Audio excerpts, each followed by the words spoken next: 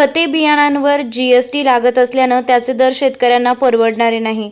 शेतीच्या अवजारांच्या खरेदीवर देखील 18% जीएसटी लागतो. तोही कमी होणं गरजेचं आहे. अधिकाऱ्यांनीही 1 जानेवारीपासून खतांच्या किमती वाढणार आहेत. त्यामुळे कोणाकडे किती खतांचा साठा आहे त्यांचे रजिस्टर व्हेरीफाय करा. कृषी अधिकारी निरीक्षकांनी या जातीनं लक्ष घाला. आतापर्यंत किती माल विकला गेला आणि किती बाकी आहे याबाबत माहिती ठेवा. शेतकऱ्यांना खते मिळत नसतील तर त्यासाठी तक्रार नंबर सुरू करा. 2 दिवसात साठा तपासून अहवाल सादर करा. जुना खतांचा माल नवीन किमतीत विकला जाऊ नये याची काळजी घ्या. अशा सूचना करत कृषी मंत्री माणिकराव कोकाटे यांनी अधिकाऱ्यांना धारेवर धरत कामात कसूर केल्यास कोणालाही पाठीशी घातले जाणार नाही असा इशारा दिलाय. खते लिंकिंग संदर्भात कृषी मंत्री कोकाटे यांच्याकडे अनेक शेतकऱ्यांच्या तक्रारी आल्या होत्या. त्या अनुषंगानं त्यांनी सोमठाणे येथील त्यांच्या निवासस्थानी कृषी विभागाच्या सर्व अधिकाऱ्यांची बैठक घेऊन त्यांना सूचना केल्या. शेतकऱ्यांना 260 रुपयांची युरियाची गोणी घ्यायची असल्यावर त्यासोबत 500 रुपयांची सक्ती का? असे लिंकिंग करण्याचा फटका शेतकऱ्यांना का सहन करायचा?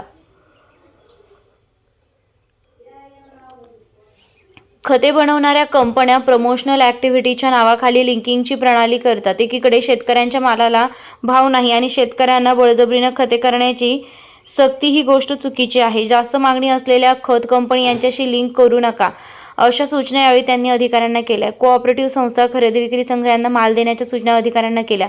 बैठकीस कृषी विभागाचे जिल्हा अधीक्षक कैलास शिरसाट, जिल्हा परिषदेच्या कृषी विभागाचे उपसंचालक जगदीश पाटील, जिल्हा परिषदेचे कृषी अधिकारी संजय शेवाळे, उपविभागीय कृषी अधिकारी रवींद्र वाघ, निफाड उपविभागीय कृषी अधिकारी जयंत गायकवाड यांच्या मालेगाव कळवण उपविभागीय अधिकारी, जिल्हा गुणवत्ता नियंत्रक, द्राक्ष बागायतदार संघाचे चेअरमन यांच्यासह तालुका कृषी अधिकारी व शेतकरी उपस्थित होते. बोगस औषधी निर्मिती करणाऱ्या कंपन्यांवर कारवाई करा. बोगस औषधांमुळे शेतकऱ्यांचे मोठे नुकसान होत असून याबाबतही अनेकांच्या तक्रारी आल्याचं कोकाटे म्हणाले. शेतकऱ्यांनी आपल्याला मते दिली असून त्यांच्यावर झालेला अन्याय सहन करणार नाही. त्यासाठी बोगस औषधांची निर्मिती करणाऱ्या कंपन्यांवर कारवाई करा. फौजदारी गुन्हे दाखल करा. त्यांचा माल सीज करण्याच्या सूचना कोकाटे यांनी अधिकाऱ्यांना केल्या.